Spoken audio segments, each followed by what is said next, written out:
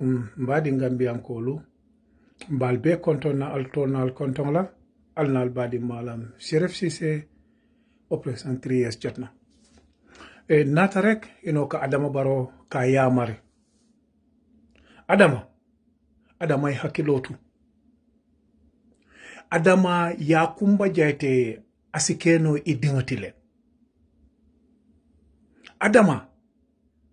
kana son yeddo ya soto mi ya lon ko president nene ma soto Africa kono e bulata nyindi ndeng noma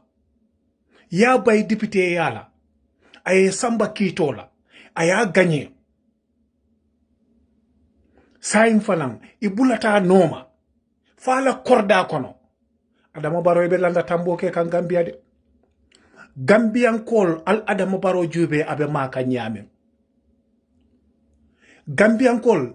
sanji muang anim fula yaya jambe nena manyim fasonke sanji tansaba sa Dawda Kairaba Jawara nena manyim fasonke andung atelier mole ke presidentite mi ya lon ko bi amanke Gambia la presidentite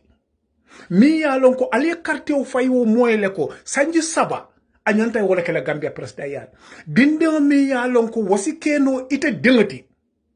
ite be bulari wono ma suta nentili akayita ndila ko ite sembo ite lafita sembo le yuska ntebe londo le yuska Adama imam malu imam silam Mamour Job nyol ke dundi kuolto ibe kuol ke la kuol mi ya kende aba kendi la ko inyo mo daraja doyari ngoto soto la Gambia kono Adama Barrow ibuka nyinje famfe ka foko dinde ngolo mu nyenti musolo mu nyenti ite sonna moy minke Fatoumata Bah Barrow la ite sonna molie menke ibari musola imanyanda sonna kawke wandi dingala imanyanda sonna kawke wandi bare musola Adama Barrow ibe fan feala Gambia kono andun Adama yetulungu me wulindi ifan kunto Gambian kol be tulunela Adama because Gambian kol me to nyinja Gambian kol ngani kendo le soto ya lon ko ima londo soto ima nafulo soto ima darajo soto Adama ye palaso ya chika ya dila ye Gambia be jamfa ite amra Gambian kolbe murula koten ite Adama Barrow wala carte o fayete koten ite be nyimben keka ite man president ya sembo sotombe bimento sako nin Gambian kol sonte ye sembo ditela sanji lulna la ye president ya dila because ite be minna karfan place wala bebul Gambia be wolo imanke fente kunu imanke fenda fente kunu bari wala ken den ka foy ne nga foy ila mol ka kamfa Adama londo nyene londo yaje abetia hata hada madinga bala bakel aka mo tankandi pour ka jahiliya kuolke londo ka nyene ke hada madinga inyanta sila kulale inyanta tambila kulale ite bulata dinde no maja ya bay luaya itande lako imanya na bayla bi wobe chekes la wo ni National Assembly to wala o chekes o National Assembly to Adama wala kete juso kuntu anda be continue la ka juso isu kun because nyindin ebe bola o state house to ite député ya soto la Gambia ite bunya soto la Gambia nyindin abe continue la ya kumba abe continue la ka bunya ani horomo ka soto Gambia kon ando neme kekum ni ya kumba anene be mar la Gambia kon yaje ngawla foyo manden kol kamen volom ni moye bunya tia fata fa dila ni mo bunya tia fata fa ta ni do ya sankili fa dile ka o ibotala Gambian kol e bunya tia fata fa chika ya dila ye darajo chika ya dila imanke fenti mo liye long yamay wo Gambia kilingal ita ko bi tebe tulun na wolle Adama dictatorship te keno la Gambia kono ko ente sonnar ibe mbele bana fala anu wole tekela wole tekela ni sonta koten Gambian kol fintita siloka ntele nga foye Gambian National Army ibe fintila National Army ibe la Gambia dingal ka Gambia dingal pousse foye kuke Gambia dingal e finti siloka ni sonta luololu sa Gambia dingal fintita siloka ntel mam pare ka Gambia din kumandi ke fintindi siloka because muneketa ntel laftam fannale lafta Gambian wala kendi lafte itich la lesin la ke bondi carte ke sola ay CDA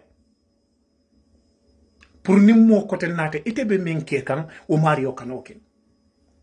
bar Adama yaje nyindi ndego me be bulara no ibe do ya soto la je do ya mi yalonko because milke bulala ya kumba has all right nim polisol nata la sokono ay finti ayo polisol nyeninka munebe keri bari ila polisol ye luatinya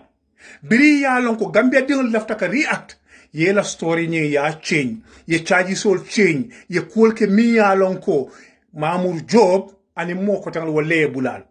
Mamour Job Ousmane Sow anete Adama Barrow ani Yankuba Sonko atelle bulal bari al ngata nyin dunya sino jam fatale atella wato amamme Gambia kono bi ngaji Yakumba be sirin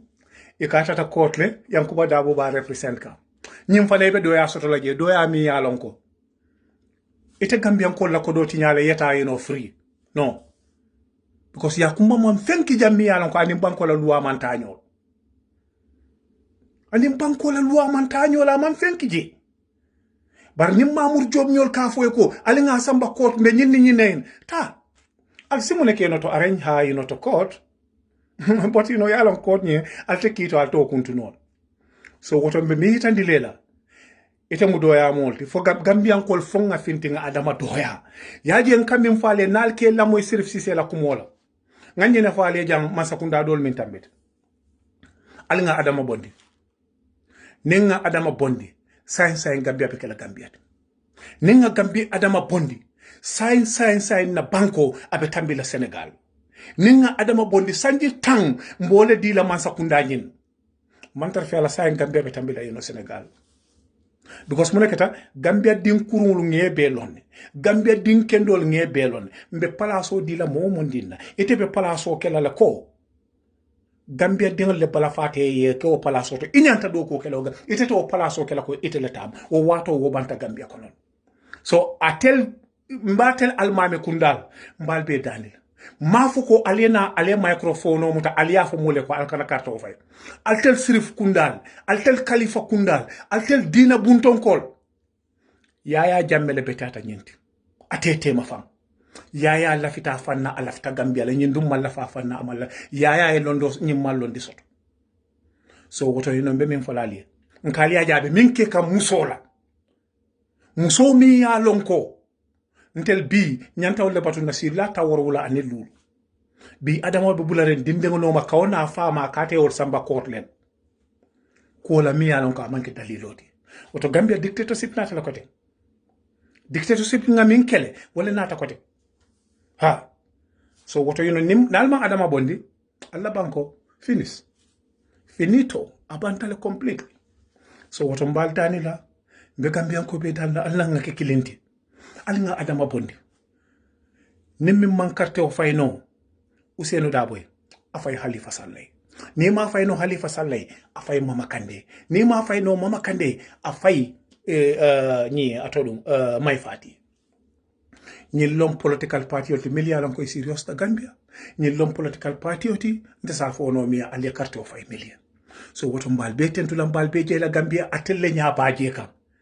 den musomi ya lonko ite nyanta o musol le tankandila ite nyanta o musol le balla ino ni tata tengoto ikana wulu ye fa tengoto o muso be dindeng mi yalon ko idin Adama Barrow ya kumbasi ke no adingatin sanji talulu anin sanji lulu sanji muwannen kononto dindeng ikabula wala nom ibe bula ka wala noma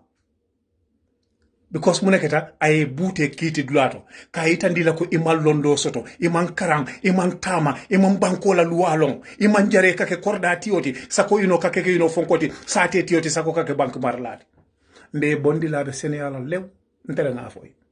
yalo ya jameta ngafo janne mol ko ino ten mbe bondi la be Senegal lew mbe mo sayndi le noto nawo fana make mba bondi la mbe do sayndi la noto no fana make mba bondi la fo ngamo kendo nal mam bata daji ko kuruyal ntel fanalte bata la kalbon ntom bal be tentu lambal be jeyla alnal badi malum ke kutanden Angleterre ala barka bak